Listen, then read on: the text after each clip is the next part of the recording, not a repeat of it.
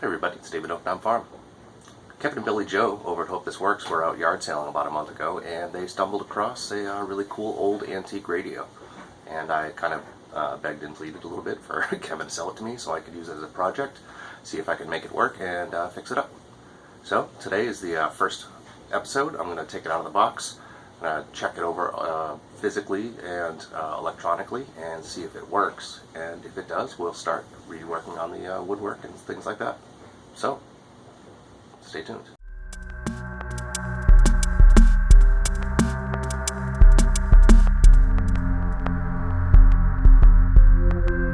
Okay, let's open this little thing up.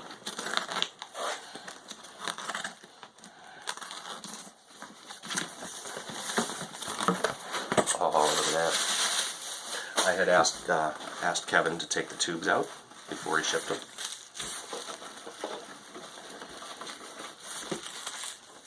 And he did. Thank you. Here she comes.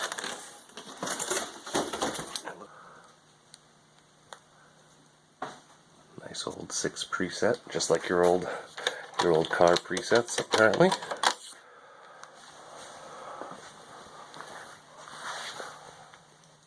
Here in the back. Looks good. Looks complete. Here's the instruction manual over here, which we'll take a look at later. Fantastic.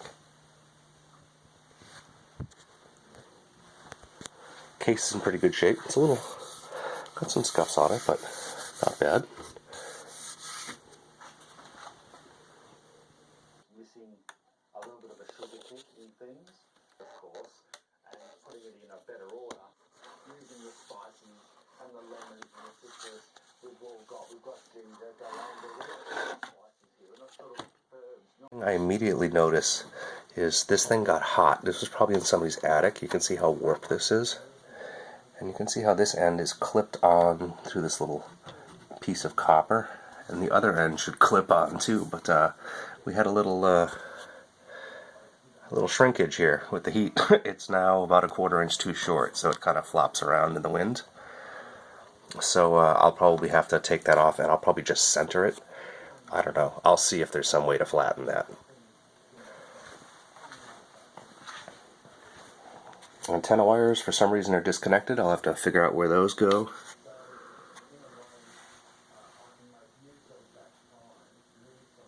But looks good. Everything looks good. All the string still intact. I'll have to lube all these little pulleys. But all the string is still intact for the tuning, which is just a fantastic little device.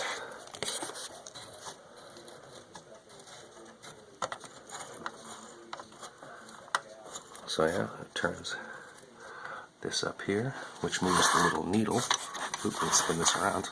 Which moves the little needle in the back. You can see through the display. And at the same time, this shaft that's spinning is changing a variable capacitor inside, which is what is actually mechanically changing the frequency. I see we're having some stickiness. This needs to be lubricated. I should actually probably stop abusing that thing right now because it is so dry. It's not sliding. Okay, a quick peek under the hood. The cord has been replaced at some time. These are not wire nuts are not original for sure. And this sprayed cap is definitely new too. That orange sprig. So this is new work right here. And all this stuff with the heat shrink.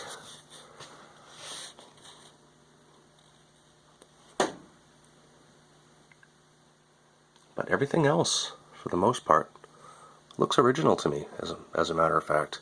Maybe that cap was changed at one point, but everything else looks intact. I don't see anything burned. So, it's a good sign. Okay, I've got the lens popped off, and you can see it's just, this thing is just cruddy. But the first thing I'm going to do is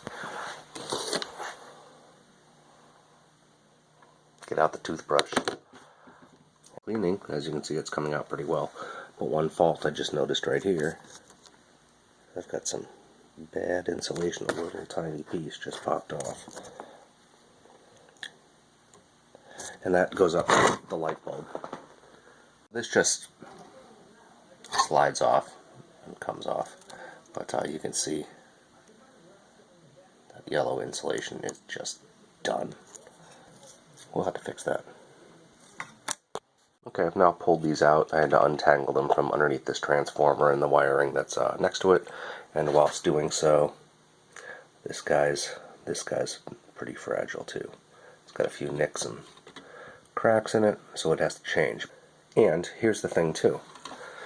These two wires, I've done my research now, and these are external antenna connections, which I would like to have at some point, but honestly, this is the proper wire, and almost the same color even as these two. And for right now, I definitely don't need an external antenna, and this is not a good solution anyways. I'd like to have something other than just loose wires hanging out the back. So I'm going to desolder these wires, and I'm going to use these wires to replace these wires. Okay, I removed the extra antenna wire for the external antenna connection, and I twisted it. Yeah, I know you guys couldn't see it, but these two pairs were twisted before.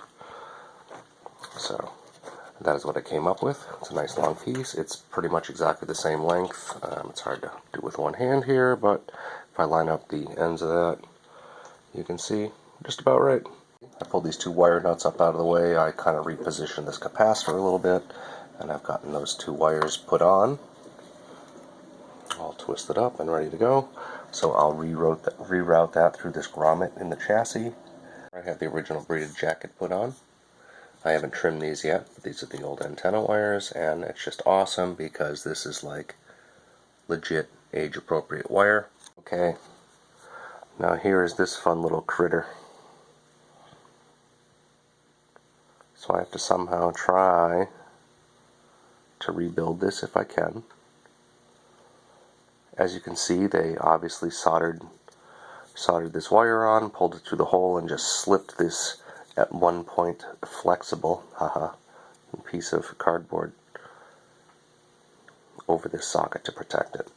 So I think I'm going to have to basically cut behind the wire with an X-Acto knife to make a groove so that I can slide this piece of cardboard off, hopefully. Okay, here's the part in my vise. I just used a simple little box cutter, and I just basically cut out the cardboard directly behind the wire. So hopefully I can slide this out now. Wish me luck.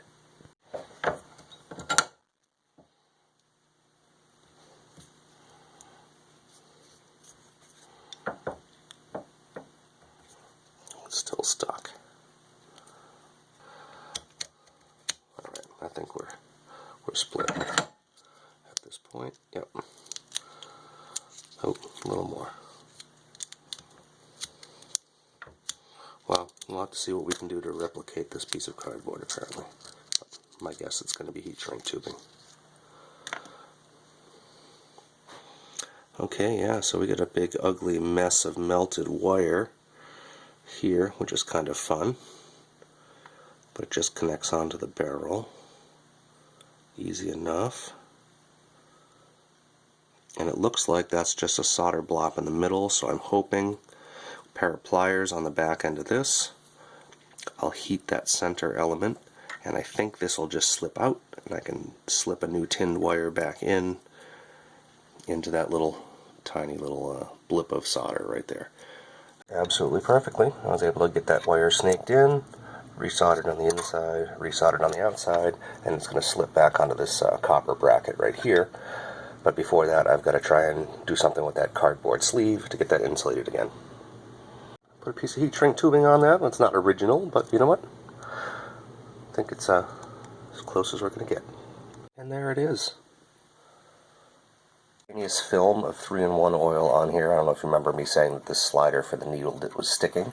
And I put a drop on each of the axles for this. And now it Moves much, much better.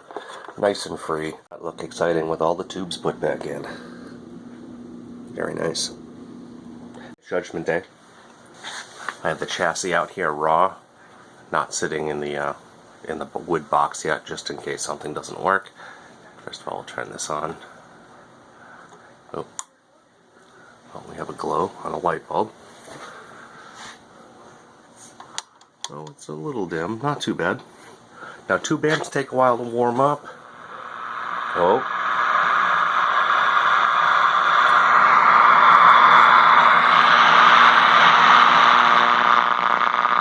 That's very, very promising. It's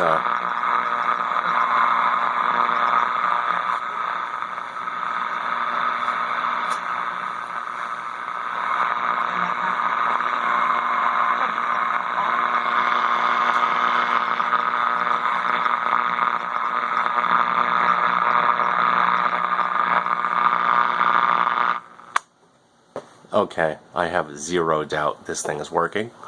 I'm in the basement, so this thing's not picking up any signal, plus AM is pretty close to dead. But anyways, it's definitely absolutely working.